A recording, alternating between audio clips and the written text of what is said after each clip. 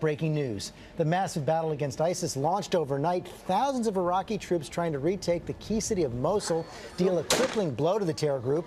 ABC's Alex Marquardt is at a base on the front lines. Alex, what's happening right now? Good morning, George. We've been watching this battle for Mosul play out down there in that valley with the forces up here in the hills and the coalition jets above pummeling those ISIS militants below on this first day of this battle that will determine the future of ISIS. The battle for Mosul beginning. An estimated 30,000 Kurdish and Iraqi troops fighting to retake the ISIS stronghold, being defended by around 5,000 militants. Those Kurdish fighters zeroing in their mortars on ISIS targets below.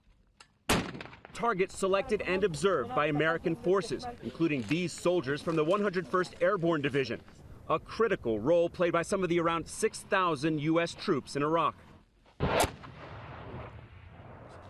That was one of the rockets heading out down towards into the plains around the city of Mosul. As the sun has come up, the pace of fighting has picked up as well.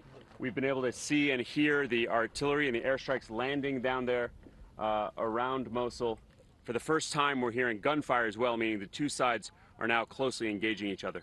The view of the fighting increasingly obscured by a thick black haze, likely from oil and tire fires set by ISIS to provide cover.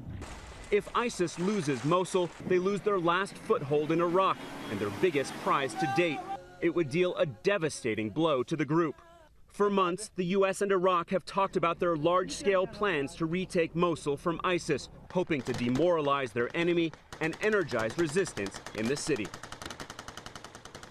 It's not yet clear whether ISIS will mount a full defense of the city or try to cross into Syria where they have more territory. Either way, the United Nations says it is expecting around 1 million people to flee the fighting. They've been setting up emergency camps. They say it could be one of the biggest humanitarian crises this year. George? Okay, Alex Marquardt, thanks very much. Let's bring in Martha Raddatz for more on this right now. And Martha, we've seen the public build up to this battle for months. And as Alex pointed out, this is so critical because most of the last stronghold for ISIS in Iraq. Exactly right, George. It is critical and difficult, but the U.S. military feels very confident that the Iraqis will succeed, although this will not be fast. This would be a huge step towards defeating ISIS in Iraq. But governing and stabilizing that area will be the challenge. And of course, ISIS in Syria is a much more complicated problem. You don't have a unified fighting force there and very few U.S. forces to help them. This will be the challenge for the next president, George. And the question is, how do you prevent those fighters from melting back into Syria? Martha Raddatz, thanks very much.